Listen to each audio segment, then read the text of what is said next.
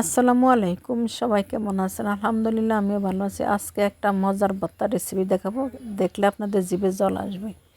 কীভাবে ভর্তাটা তৈরি করে, প্রথমে কিছু মসুর ডাল আমি এই যে সিদ্ধ করে নিচ্ছি, আর এর সাথে আমি কচুর মুখি সেটা গোল গোল করে কেটে দিয়ে দিচ্ছি ধুয়ে।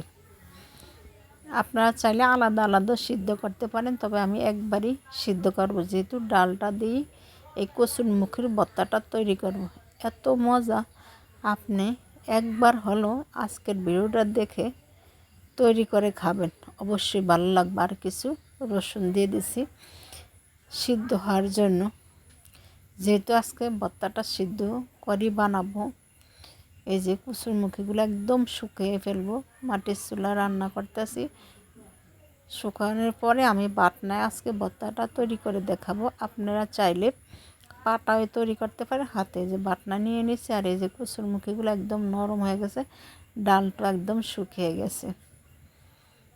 এখন আমি এটাকে বাটনা দিয়ে ভর্তাটা তৈরি করব, যেহেতু গোটা গোটা না থাকে, একদম ফিনিশ যে হয়।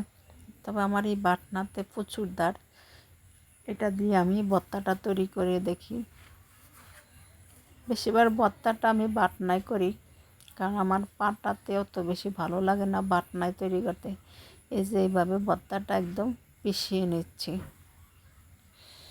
একদম পিষানো শেষ। যেটুকু আছে আমার হাতে সব কিছু এক এক করে মাখালে সব একবারে ফিনিশ হয়ে যাবে। এখন এই যে বাড়ির আঙ্গিনায় যে ধনিয়া পাতাগুলো বলে, আমাদের গ্রামের ভাষা, আঞ্চলিক ভাষায় বিলাতি ধনিয়া পাতা বলে, তবে এটা বর্ষা দিনে প্রচুর ঘ্রাণ।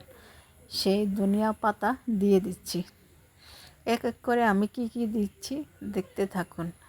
এখন দিয়ে দিচ্ছি আমি শুকনা গুঁড়া মরিচ করে রেখেছি, সেটা আমি সবসময় এভাবে শুকনা মরিচটা গুঁড়া করে রেখি, তাহলে ভর্তা যে কোনো খাবারে খেতে বেশি ভালো লাগে, আর গ্রানটা তো অনেক সুন্দর। আর এখন দিয়ে দিচ্ছি কিছু কাঁচা পেঁয়াজ, যেহেতু রসুনটা আগে দিয়ে দিয়েছি।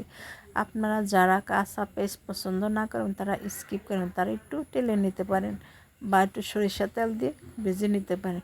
তবে আমার কাছে কাঁচা পেঁয়াজ দিয়ে ভর্তাটা করলে এক অন্যরকম স্বাদ মনে হয়, তবে আপনাদের ইচ্ছা মতো। এখন দিয়ে দিচ্ছি সরিষার তেল, আর ভর্তার সাথে সরিষার তেল না দিলে মনে ভর্তাটা স্বাদই হয় না।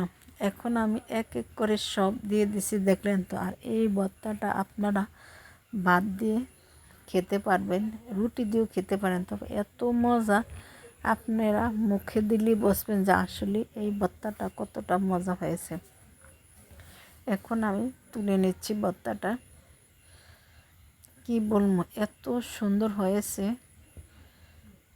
আপনারা যদি একবার এইভাবে বাসায় তৈরি করে খান তাহলে অবশ্যই ভালো লাগবে। এই যে এখন উপর থেকে একটু সরিষা তেল দিয়ে দিচ্ছি, এটা জাস্ট পরিবেশনের জন্য। আপনারা এটা না চাইলে স্কিপ করতে পারেন। আর কিছু এই যে শুকনা মরিচ গুঁড়া দিয়ে দিচ্ছি যা সৌন্দর্যের জন্য। ভিডিওটা ভালো লাগলে অবশ্যই লাইক, শেয়ার, কমেন্ট করুন। আল্লাহ হাফেজ।